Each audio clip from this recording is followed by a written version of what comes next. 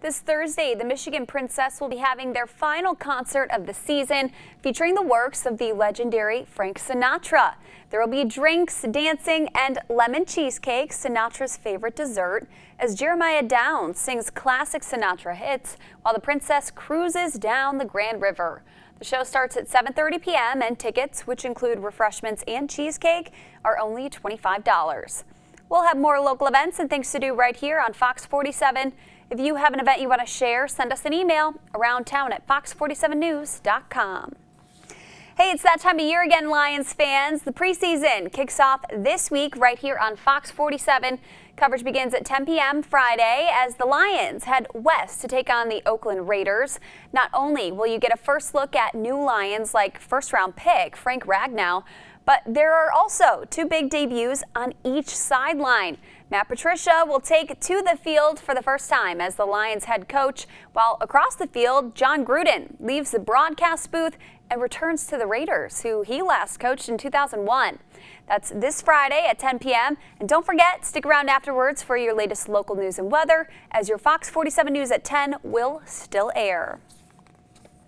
So it's almost time for kids and teachers to head back to school, and we want to know about local educators that go above and beyond. Head to fox47news.com to nominate an educator for excellence in education, and they could win a $1,500 cash prize as well as a $500 grant for their classroom, school, or district. Nominees will also be eligible for the $10,000 Michigan Lottery 2019 Educator of the Year Award and will be featured on TV on Fox 47 News.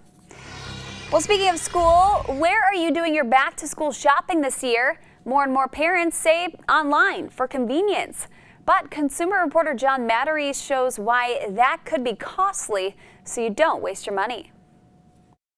In-store or online? That's the question these days when it comes to back-to-school shopping. So we set out to see which major retailer has the lowest prices in 2018.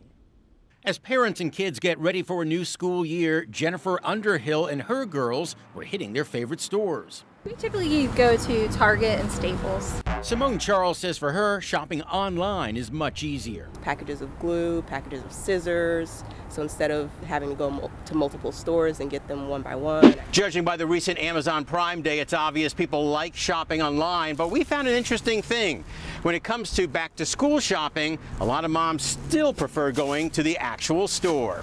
We like to see it, and my son likes to pick some of his stuff out, so we like to do it at Target. But is Kathleen Dyson getting the lowest price here at Target? We priced a basket of items for a third-grade classroom, from pencil sharpeners to Crayola-colored pencils to Elmer's school glue, Expo markers, and Ticonderoga pencils. And we can't forget that oh-so-cute Disney Elsa and Anna backpack. We crunched the numbers at Target, Walmart, and Amazon's website the same afternoon. In the end, Walmart was our winner at $32.77. Target was slightly higher at $33.64, but Amazon was the highest priced at $40.85. A WikiBuy survey in Fortune magazine found the exact same thing last year, saying Amazon school supplies were 15% higher. That's not a surprise to the savviest moms. It just depends on the item. It really does for me. Who check individual store websites for deals rather than just Amazon. All too much effort for you? Then try the website teacherlists.com, which connects your school's list to either Amazon, Walmart, or Target. Online shopping is the future, but with brick-and-mortar stores practically giving away notebooks and crayons, you may want to stick with the old-fashioned way of shopping for now so you don't waste your money. I'm John Matteries, Fox 47 News. So things got muddy over the weekend as dozens participated in a lawnmower endurance race in England. Each team had 3 drivers who swapped out to prevent fatigue. The race also included support engineers at the pit stops for refueling. The competition ran all night long Saturday, and on Sunday, when the sun broke, the end of the race proved to be a highly dramatic affair. Well, that is one way to ride a lawnmower. Yeah, instead of I don't see actually any mowing decks on those, so they'd be mowing the lawn pretty quick though. That's for sure. Well, mowing the lawn today actually could maybe get it in this morning. Maybe towards the late morning hours. Yeah. Actually, this afternoon we might see a little sunshine early before the cloud cover fills back in, but obviously A little bit of a wet grass out there right now, as we did have a decent rainfall through the day yesterday. Most of us picking up close to half an inch of rain, but you can see the Leslie area where they saw those storms move through a little bit more vigorously, well over an inch of rain recorded. And that rain is just adding to the moisture in the air, and that's leading to some fog this morning. Many locations reporting visibility of less than a mile, so just keep that in mind as you are heading out the door this morning. A little bit of sunshine other than the fog for now, but you can see the cloud cover starting to move back in. And with the cold front still nearby, we'll watch for just chances for a few more rain showers through the day. Right now, temperatures are in the upper 60s and low 70s, 68 in Lansing and Charlotte. It's 71 in Mason, 70 degrees right now in Jackson. Highs today make it into the low to mid 80s. That's coming with partly to mostly cloudy skies and maybe just a few rain showers. Yeah, so not too bad, maybe a little bit humid. A little bit humid today, and we'll be watching for the rain to return as we head into the overnight tonight. All right, thank you, Jim. Yeah. Well, after the break, sanctions against Iran have gone back into effect. Hear how lawmakers are reacting to the controversial move when we come back. You're watching Fox 47 Morning News at 7. A Colorado zoo will be closed today to assess damage from a hailstorm that killed 2 animals. Chunks of hail the size of golf balls shattered windows, damaged cars, and sent zoo animals at Cheyenne Mountain Zoo in Colorado Springs running for cover. Zoo officials say a vulture and a duck were killed. At least 14 people were also injured. 5 of them had to be hospitalized. The massive hailstorm damaged buildings and animal habitats at the zoo as well. You may have heard recently that Florida's coasts have been hit hard by red tide, a toxic bacteria killing hundreds of endangered fish, manatees, sharks, and turtles and washing them ashore. But this issue is not just happening in Florida. The National Oceanic Atmospheric Administration says red tides have shown up in all U.S. coastal states. The phenomenon is an algae bloom that depletes oxygen in the water and produces toxins. Officials warn this could go on for several more months, and it's also possible they'll start happening more often. We should find out next week if a 5th Michigan teenager will take a plea deal in a deadly rock-throwing incident on I-75. Yesterday, a judge delayed Kyle Anger's hearing for another week. Police say he threw the rock from the Dodge Road overpass in Vienna Township last October that killed a man. He's charged with second-degree murder. Last month, 4 other teens took plea deals and agreed to testify against Anger. We'll let you know what happens at next week's hearing. Members of Jackson City Council will meet next week to fill a seat that's been vacated for nearly 2 months. It was supposed to happen last night, but the council decided to postpone their vote to fill the 5th Ward seat so they can have more time to make a decision. The seat was vacated by Andrew Fraunfelker, who resigned in June after being charged for allegedly assaulting his girlfriend. The council is scheduled to meet a week from tonight. Is the U.S. picking a nuclear fight with Iran? Well, Iran is responding this morning to the new sanctions that could further cripple their economy. Tracy Potts has more on that, as well as President Trump's latest tweet sending shockwaves through Washington. President Trump is getting kudos from Capitol Hill for punishing Iran's economy with sanctions. The Ayatollah is on the ropes, and we need to keep him there. Our goal should be, as a nation, to drive this regime into the ground without firing a shot. The question this morning, will these renewed sanctions force Iran back to the negotiating table or make it easier for the country to develop a nuclear weapon? Because they decide that we violated it, they'll restart their program, or we'll have a conflict with Iran. The White House dealing with that, plus fallout from President Trump admitting on Twitter that his son and other campaign officials met a Russian lawyer looking for damaging information on Hillary Clinton. It's ridiculous. They don't talk about this same lawyer being in virtually half of Congresses, on both sides, probably half of Congresses in their offices. The Trump legal team argues no laws were broken. Even if they tried and didn't get the information, that's still an attempt. Both of those things are still crimes in and of themselves. Obstructing justice is also a crime. The president's lawyers are trying to avoid questions about that as they continue to negotiate a possible interview for the FBI's Russia investigation. Happening today, the State Department will commemorate the 20th anniversary of the U.S. Embassy bombings in Kenya and Tanzania. Deputy Secretary of State John J. Sullivan and other senior State Department officials will gather at the State Department with survivors and families of the victims.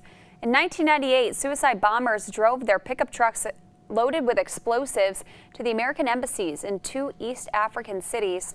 The first truck, loaded with 2,000 pounds of TNT, forced its way to the back entrance of the embassy in the busy downtown of Nairobi, Kenya. Minutes later, a second truck bomb exploded outside of the U.S. Embassy in Tanzania, causing extensive damage to the building. In total, the 2 bombings killed more than 200 people, including 12 Americans. 72 hours, that's how long it will take for cleanup efforts after this train derailed in Pittsburgh, Pennsylvania. Several Norfolk Southern freight cars tumbled onto the Port Authority's T-tracks Sunday afternoon.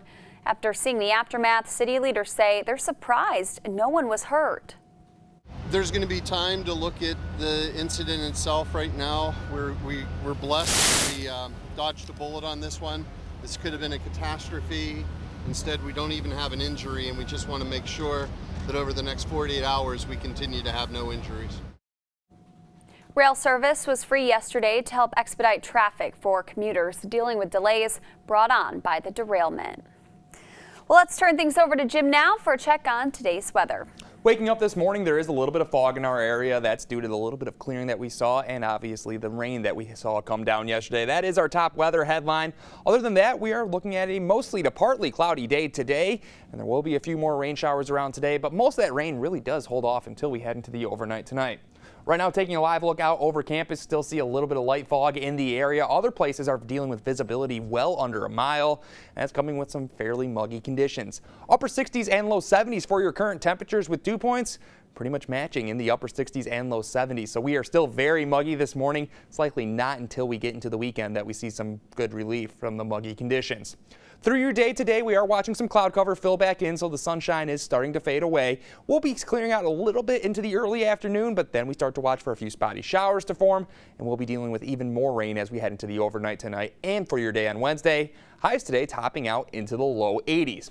Right now on your satellite and radar picture, we are seeing that area of cloud cover to our west starting to build into mid-Michigan. We have that cold front still nearby, so the chances for rain showers still exist as we go throughout the day today. They just should remain rather spotty, but we're watching this other area of moisture back near Iowa and into Minnesota. That is continuing to drift our direction. It should be arriving as we head into the later hours this evening, and we'll be keeping rain showers, even a few thunderstorms around tonight and into your day on Wednesday. Checking this all out with the future track, you'll notice the cloud cover starting to fade out a little bit once we head into the early afternoon hours. We'll get some peaks of sunshine, but we'll also still be watching out for a few scattered rain showers. Most of that rain really does hold off, though, until we head into the overnight tonight. But then we're dealing with some showers, maybe even a few thunderstorms through the morning hours on Wednesday. And this model is wanting to perk up the rain activity a little bit as we head into Wednesday afternoon. But overall, we should actually start to see some clearing for Wednesday evening. Looks like we have some clear skies around through the night Wednesday into the start of your day on Thursday, but yet another cold front is heading our way for Thursday evening. And behind that front, some very comfortable air will be moving in, but as that front moves through, we'll watch for some more showers and thunderstorms. So for today, a mostly cloudy day, maybe a couple stray rain showers, but we'll also see a few peaks of sunshine. Highs today end up around 84 degrees. Tonight, we drop into the mid-60s. We'll watch for some showers and thunderstorms to move back into the area. Otherwise, a little bit of patchy fog forming for daybreak tomorrow. Into your day tomorrow, scattered showers and thunderstorms, mainly through the morning hours, should start to clear out later in the evening. Highs tomorrow topping out into the low 80s. Mid-80s for your highs on Thursday. Sunshine around early, but that front moving through in the evening hours will lead to some more scattered showers and thunderstorms. Just a chance of a few pop-up storms into the afternoon hours on Friday. Saturday looking like a gorgeous day. Plenty of sunshine, lower humidity levels, highs in the low 80s. Low 80s Sunday with a few more storms popping up in the afternoon, and looks like we're staying fairly comfortable into next week. Yeah, right now, Saturday looking like the pick day of the week for me. Yeah, and overall, Sunday shouldn't be that bad either. Those rain showers should be rather hit or miss. All right, sounds good for sure. Thank you, Jim. Yep.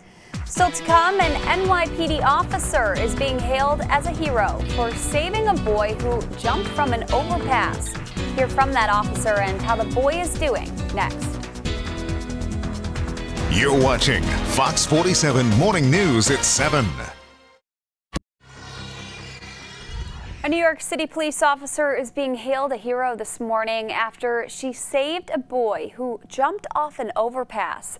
Officer Jessie Cavallo was driving around off duty when she spotted a boy climbing an overpass. That's when she said he jumped 30 feet into a city storage yard. Without hesitation, the officer grabbed her first aid kit and made that same jump to save the boy. The officer and a Good Samaritan were able to get the boy in a neck brace before medics arrived. The officer says it may have been fate that made her drive that route that day. I think that I was here at that time for a reason, you know. I don't know if it was God's plan. Police say the boy is still being treated at the hospital for broken bones and other injuries, but he is expected to survive. Well, everyone has things that just come naturally to them. Sometimes it can be a useful skill. Other times it's more of a quirky talent. Thomas Capps shares the story of a man who has an unusual gift that he views as both, and he's using it to remind people of a simpler time. Norris McElmurray lives a life of simplicity. Living in the house where he grew up in Burnet, Kentucky, McElmurray doesn't own a car, computer, or even a telephone. His answer as to why he doesn't have these things? Because I got a big mouth. I don't need it. He does have a TV. I like news, weather, and sports. But barely watches. So how does he spend his time? Y-R-R-U-M-L-E-C-M-E-N-Y-W-S-I-R-R-O-N. Spelling backwards, a gift he says he discovered at a young age. When I was 12 years old, I discovered I had this gift. Now, I have to know the word forward, okay? But if I know the word forward, I've got it. McElmurray can spell more than just single words backwards. He can backwards spell entire sentences and even complete paragraphs. S-S-A-R-G-N-E-R-G-E-H-T. H-G-U-O-R-S-T-D-E-R-H-T-I-L-S. E-K-A-N-S. Y-R-E-P-P-I-L-S. E-H-T. Norris says most of the words he learns to spell backwards comes from his old Webster dictionary.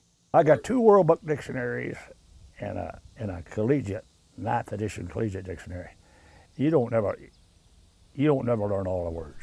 McElmurray says he uses his backwards spelling to relate with people.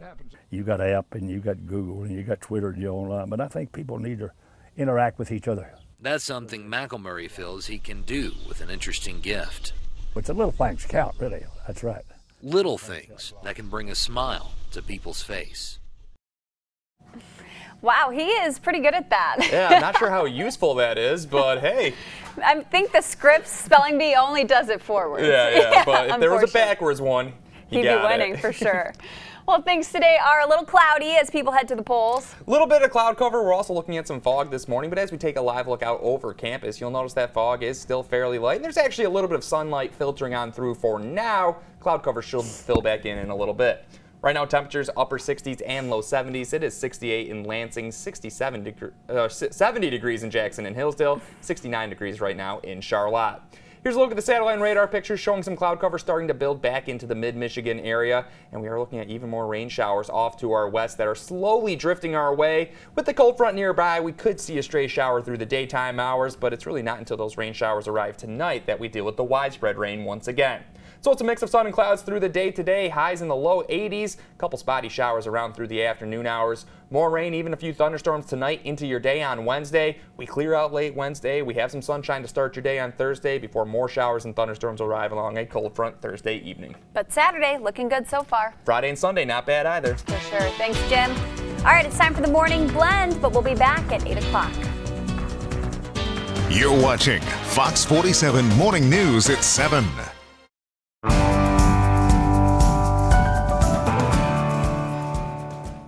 On the blend this morning, we have back with us Tara Peterson from Crenshaw Peterson. Tara, good to see you. Good to see you guys as well. So we've talked a lot in the past about the different options to leaving minor children money, how to disinherit or how to avoid having to disinherit.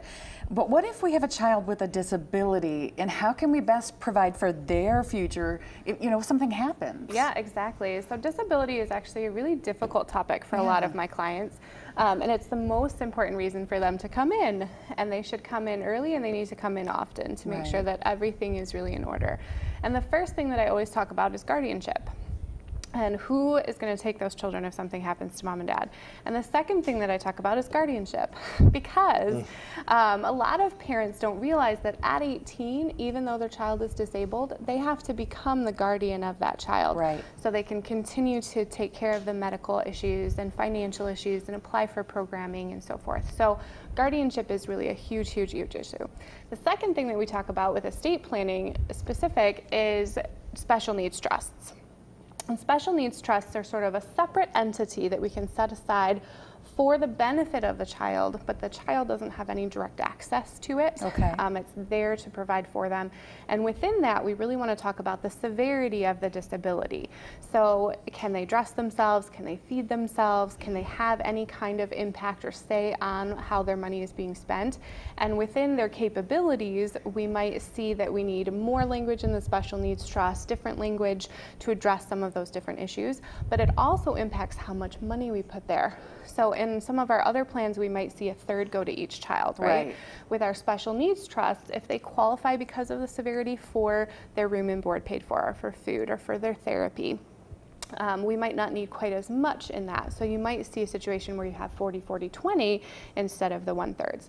But conversely, we also know that many disabilities lead to additional care as that disability may become more severe down the road. Right. And so you also might see situations where it's actually the reverse, and you have maybe 40% in the special needs trust and 30 going to the other two children.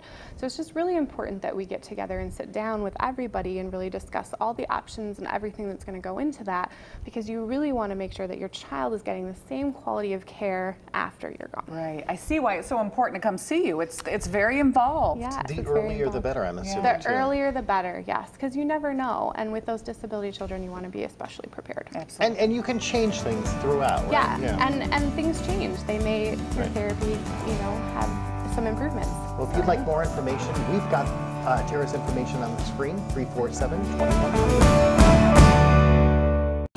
Today on Fox 47 Morning News at 7. Primary election day 2018. As voters head to the polls, we'll show you what you need to bring before you can fill out a ballot. Plus, due to water contamination, the town of Parchment needs to find another source. Details on how a major Michigan city plans to help the area out. And largest in state history, we have the latest on the fires in California that are burning through the record books. Live, local, Fox 47 Morning News at 7 starts now. Good morning and welcome to Fox 47 Morning News. I'm Mallory Anderson here with Jim Holton.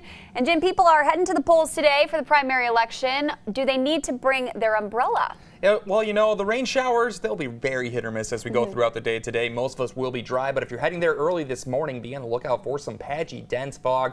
Might need to adjust your speeds accordingly. Otherwise, we'll see a fair amount of cloud cover around through the day today, and even more rain is in the forecast as we head into the overnight tonight. Checking in on your current visibilities, these are improving already, but you can see visibility under a mile in areas like Ionia, and we're down to 3 miles of visibility right now in both Lansing and Mason, so you may need to slow down just a bit on the roadways, but the conditions are definitely improving. Still watching some cloud cover build back into the mid-Michigan area. We'll be in and out of the clouds as we go through the day today, and with the cold front nearby, there will be a few spotty rain showers around, but most of that rain actually holding off until we head into the overnight tonight.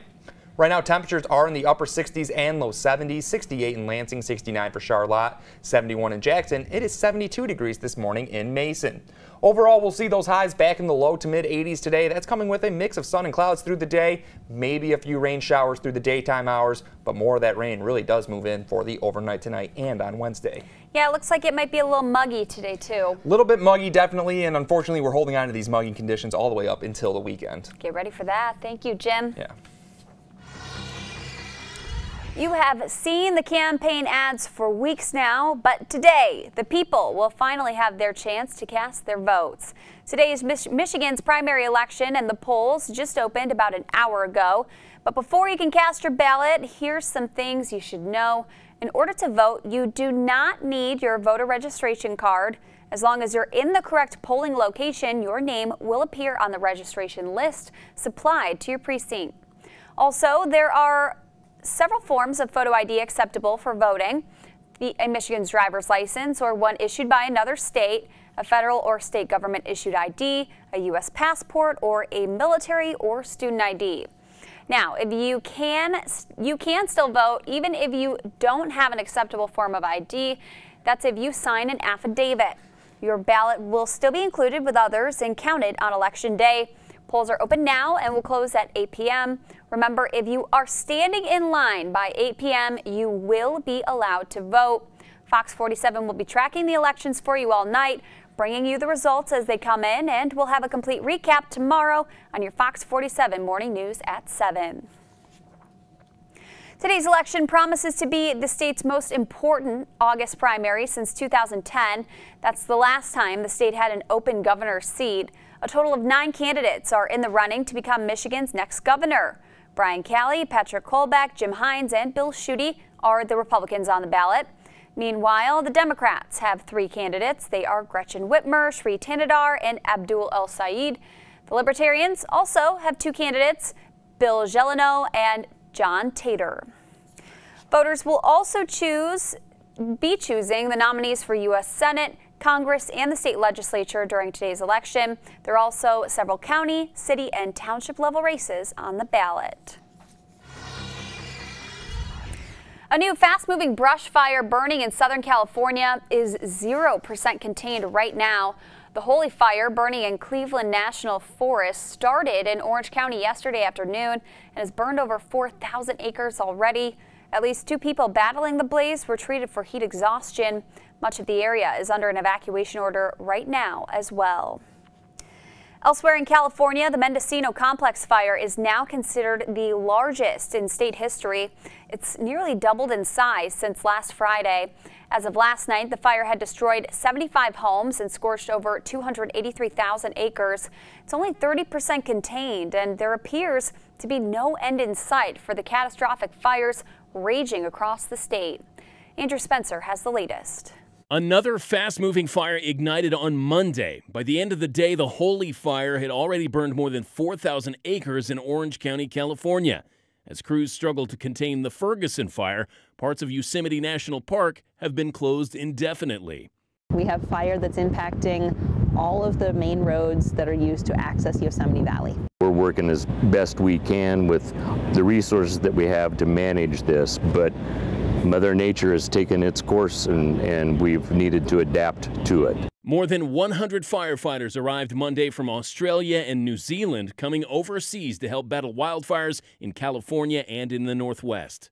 The most menacing fire in California continues to be the Mendocino Complex fire, a combination of 2 fires burning in Northern California around Clear Lake.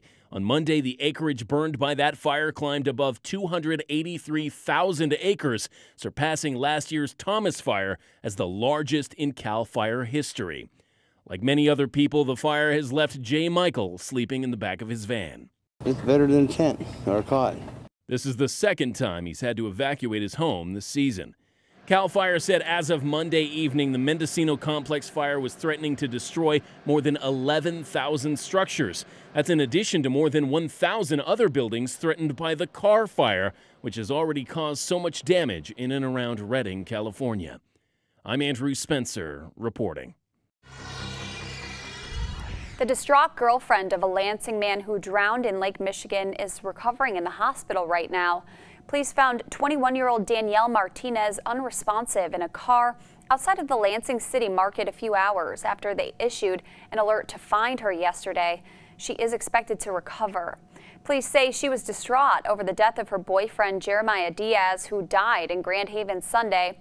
Diaz was one of several people pulled from Lake Michigan during hazardous swimming conditions. A 64-year-old Wyoming man also drowned. 3 other people who were rescued are in stable condition right now at a local hospital. 2 city commissions have given the green light to allow the city of Parchman to get its water from Kalamazoo, resolving the city's contaminated water crisis for now. Under the deal, Parchman will get its water from Kalamazoo for 1 year. This comes after high levels of PFAS were found in the city's water system last month. Wood TV reports Kalamazoo will provide the water and the system hookup, but Parchman will rely on its existing infrastructure and be in charge of maintaining it. The chairman of Michigan State University's Board of Trustees has resigned from his other job in Governor Rick Snyder's office. MLive reports Brian Breslin is stepping down from his position as Director of Appointments for the governor.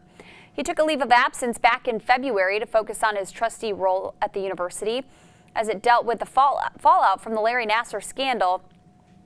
Breslin announced in January he will not seek another term on the board. There are several events happening today encouraging people to get out and mingle with their neighbors. People across mid-Michigan are hosting block parties and cookouts as a part of the National Annual Night Out. In East Lansing, National Night Out will be held at the Public Library on Abbott Road. It goes from 6 to 8. Meridian Township police officers will also be visiting neighborhoods with McGruff the Crime Dog and motorcycles and patrol cars during that same time tonight. Sounds like fun. Well, the Jackson County Fair will be rockin' later tonight. Rock groups Theory of a Dead Man and Pop Evil will take the stage at 7 p.m. Doors open at 6. Tickets are available and start at $34. The Jackson County Fair runs through Saturday. Well, we are just getting started on your Fox 47 Morning News. After the break, President Trump's border wall is being disputed in a courtroom today. We'll tell you why. Plus, senior pictures season is upon us, but one graduate has taken this tradition to the next level. See her bizarre photos everyone's talked about this morning. And later, in-store or online, which has the better deals for back-to-school shopping? Our consumer reporter has the answers later on in the newscast. And we are seeing the fog lift off this morning. We'll have some sunshine around through the daytime hours, but the next round of rain is not too far off. We'll let you know when to expect it coming up just after the break. Stay with us. Mallory Anderson in Storm Shield weather with Jim Holton. This is Fox 47 Morning News at 7.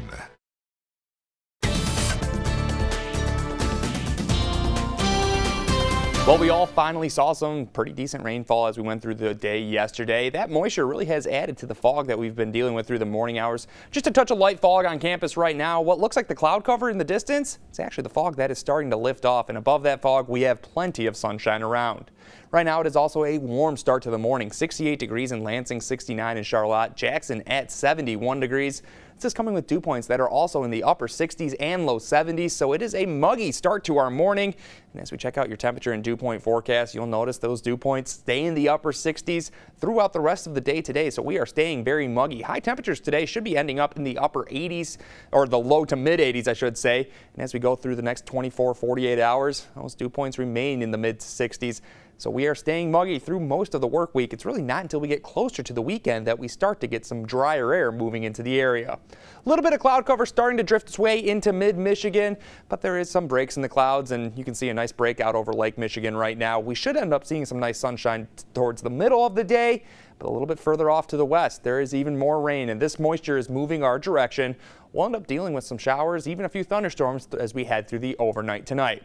Checking all this out with your future track, you'll notice a few spotty showers around this afternoon, but also some nice clearing. So a nice mix of sun and clouds, but just a few hit or miss rain showers. And I think most of us end up staying dry through a good chunk of the day today. Heading into the overnight, we start to see some more showers and thunderstorms developing. Looks like a lot of that activity actually takes place a little bit further off to our east, but we're still not out of the woods yet. Wednesday, we'll deal with a few more pop-up showers and thunderstorms, but Wednesday evening, we start to clear out very nicely. And we end up with a nice night Wednesday with clear skies. Those clear skies hold on for the start of your day on Thursday, but we're watching yet another front moving our way Thursday morning. That'll be giving us some more showers and thunderstorms. But behind that front, we see the much more comfortable air moving in for your weekend. So for today, partly to mostly cloudy skies, maybe a few stray rain showers. Highs today ending up in the mid-80s. Through the overnight tonight, we have those showers and thunderstorms moving back into the area. Otherwise, watch for some more development of some patchy fog. Lows dropping down into the mid-60s for tonight. Into your day tomorrow, highs only ending up into the low 80s. This is coming with some scattered showers and thunderstorms, but we do start to clear out later in the afternoon. That sets us up for some sunshine to start your day on Thursday, but we will be watching for some more showers and thunderstorms, especially into the afternoon hours on Thursday. Friday, it's just a few pop-up storms in the afternoon hours. Otherwise, plenty of sunshine to go around. We have a lot of sunshine to look forward to Saturday, Sunday, and Monday. Sunday afternoon, though, we could be watching for a few more pop-up scattered showers and thunderstorms. Yeah, but this whole week, not a total washout. You said there's going to be chances for some sun? Chances for rain, but plenty of sunshine mixed in. And outside right now, it actually is fairly bright. So we have the sunshine around already. Sounds good. Thanks, Jim. Yeah. While we're on the subject of weather, take a look at this amazing sight out of Italy. A massive waterspout was spotted near the Italian island of Pantelleria. It swept across the sea just offshore during a thunderstorm. A waterspout is a swirling column of air and water resembling a tornado, but over water. This one changed shape as it traveled and eventually dissipated. Happening today, a federal appeals court will hear arguments from the state of California and advocacy groups over President Trump's border wall with Mexico. They contend the Trump administration overstepped its authority to speed up construction of the wall. The state is appealing a February decision from a judge who sided with the administration. A 3-judge panel will hear arguments on whether the administration overreached by waiving environmental rules to help build the wall faster. After the break, new details are emerging about the man behind a makeshift compound that held several kids captive in New Mexico. We'll tell you who he is and why authorities all the way in Georgia have been looking for him. You're watching Fox 47 Morning News at 7. Happening today, the man we told you was arrested for holding 11 children in filthy conditions in New Mexico is due in court. He's also the father of a missing Georgia boy who was not among the 11 rescued from that makeshift compound. Siraj Wahaj is set to appear in court because Georgia officials want him extradited for abducting his son back in December. The warrant says the boy told his mother that Wahaj wanted to perform an exorcism on his son. The search for the boy is what led police to that compound. Authorities are still trying to find that 3-year-old boy. I regret any impact or repercussions for my actions last week. I never want the fairness and justice that each of you deliver in your courtroom to be questioned, no matter the circumstances. That was an Ohio judge apologizing for having a man's mouth duct taped shut in court last week. Judge John Russo ordered Franklin Williams' mouth to be taped shut after repeated outbursts during his sentencing hearing. That story made national headlines. Williams was convicted of robbery and aggravated assault. He will now get a new sentencing hearing after Judge Russo apologized and recused himself from that case. Chipotle under fire again. The Chipotle restaurant near Columbus, Ohio that sickened hundreds of people last month is now facing a second lawsuit. The restaurant is currently under investigation and has been tested for Salmonella, Shigella, E. coli, and norovirus. All results were reportedly negative. You may remember Chipotle has dealt with several outbreaks in recent years. The company's stock has taken a dip after news of the outbreaks. Trending this morning, a college grad getting some attention for her very unusual graduation photos. Check this out. She posed with an alligator. He's apparently a famous gator named Big Tex. The Texas A&M grad says she's grown close to her 14-foot-long friend since she began an internship at a gator rescue center in Beaumont, Texas. And while her school days are almost over, she says she'll miss working with animals the most. I really just wanted to highlight what I've been doing here at my internship and basically just say how excited I was to graduate from Texas A&M because I'm a very proud Aggie. We're told Big Tex is the largest live captured alligator of its kind on record. As for his human friend, she graduates this weekend with a bachelor's degree in wildlife ecology. I feel like no matter how comfortable I was around a gator, I wouldn't get that close. Yeah, even if that thing's been tamed for that long, it's still a giant gator. That thing could do some damage. How can it recognize her? How does it know who she is? It's the food. I guess so, yeah. Well, if you're heading to the polls today, it's a little bit cloudy out, but you don't really have any issues. A little cloudy, a little foggy. You may encounter a stray rain shower later on this afternoon, but all in all, it's a fairly nice day. Will be a little bit warm and muggy, though. Right now, we are looking at a little bit of cloud cover. That's actually the fog starting to lift off north of East Lansing. Current temperatures upper 60s and low 70s. It is 68 in Lansing, 71 degrees in Jackson. A little bit of cloud cover also passing through the area right now, but behind that there is a little bit of clearing, so we do see some sunshine towards the early afternoon. But notice back near Iowa and into Minnesota, there is some moisture that has made it a little bit further north. That heads our way into the overnight tonight. We deal with some showers and thunderstorms tonight into your day on Wednesday. But most of the day today does in fact look dry, and we should start to clear out a little bit into the afternoon hours. Of course, there still will be the chance for a few spotty showers this afternoon. Highs today end up in the low to mid 80s. We're in the low 80s for your highs tomorrow with a few more showers and thunderstorms. They do remain rather scattered. More showers and thunderstorms by Thursday evening. But the weekend looking pretty good. The weekend looks great. Yeah, thanks, Jim. Yeah. Okay, it's time for the morning blend, but we'll be back right after that, so stay with us. You're watching Fox 47 Morning News at 7.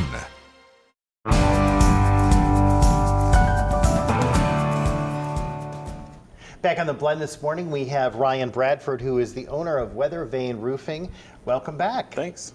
So when I drive down the street, I see roofs that are turning black, or they have black streaks. What is that? What that is, it's actually black algae that's forming on the shingles, and it's feeding off what they're putting inside of the shingles as filler. Years ago in the past, what they did is they made a more pure shingle.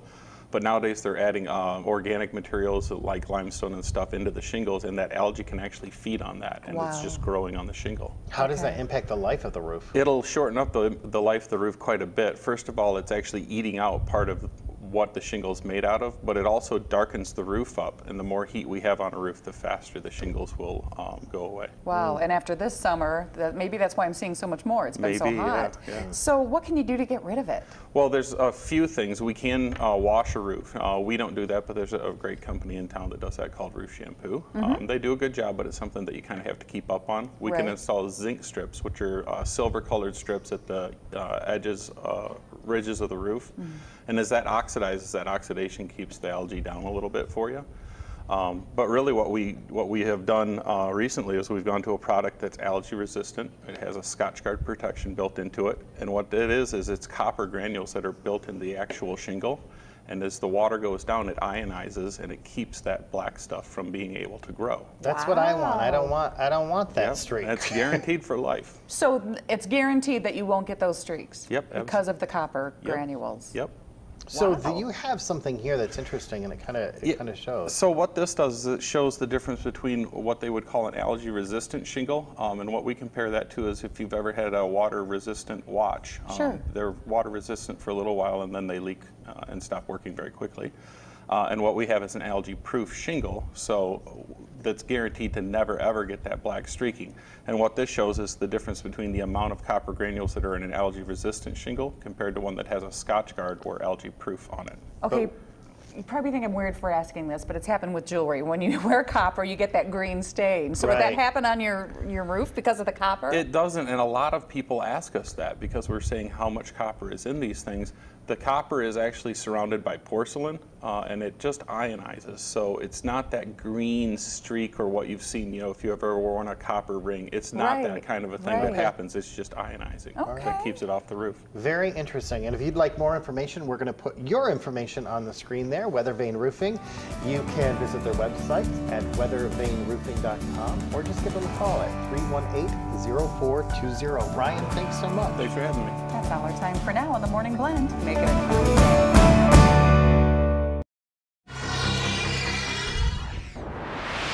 This Thursday, the Michigan Princess is having its final concert of the season, featuring the works of the legendary Frank Sinatra. There will be drinks, dancing, and lemon cheesecake, Sinatra's favorite dessert, as Jeremiah Downs sings classic Sinatra hits while the princess cruises down the Grand River. The show starts at 7:30 p.m. and tickets, which include refreshments and cheesecakes, are only $25. We'll have more local events and things to do right here on Fox 47. If you have an event you want to share, send us an email aroundtown@fox47news.com. Fox 47 is helping children in need, and we're looking for your help. The annual 2018 Teddy Bear Posse kicks off on August 13th, and the campaign is simple. donate a new teddy bear or other stuffed animal to any of our sponsor locations. Those stuffed animals are then picked up by law enforcement and first responders who give them to children who have witnessed or suffered a traumatic situation. Starting August 13th, say yes to making a difference in our community by dropping off your stuffed animal to our Fox 47 studios on West St. Joseph Street in Lansing, or head to fox47news.com for a complete list of other drop-off locations. Where are you doing your back-to-school shopping this year? More and more parents say online for convenience. But consumer reporter John Mathery shows us why that could be costly, so you don't waste your money. In store or online? That's the question these days when it comes to back to school shopping. So we set out to see which major retailer has the lowest prices in 2018. As parents and kids get ready for a new school year, Jennifer Underhill and her girls were hitting their favorite stores. We typically go to Target and Staples. Simone Charles says for her, shopping online is much easier. Packages of glue, packages of